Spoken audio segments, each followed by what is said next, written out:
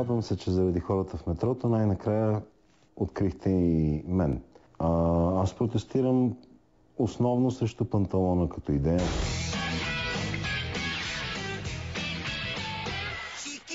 Според мен е измислено от човек, който не разсъждава. По-късно съзнах, че така наистина е по-весело. Ако те допуснат в ресторант, сядаш на масата и не се притесняваш какво ти пада по краката. Взимаме, например, лютеница. Хубаво се намазваме.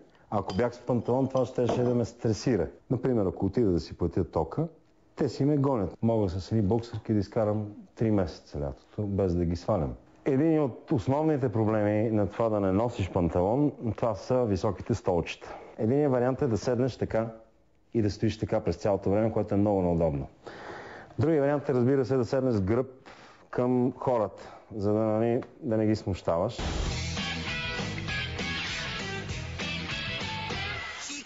Жена ми ме напусна преди 15 години, защото не харесваше това хората да ни сочат непрекъснато и да ми се присмиват. Този човек е без панталон, този човек е без панталон. Един от голямите плюсове без панталон е, че може човек съвсем спокойно да кляка, без да прави това движение.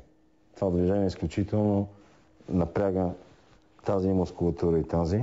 И от това се получава тендовагинит. Не мога да взема сина си от детската градина. Гонят ме, не ме допускат до детската градина. Не знам защо.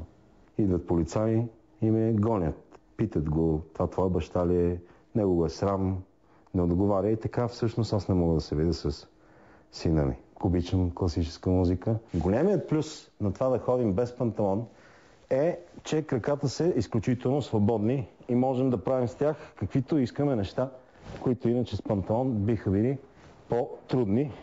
Живот без панталон.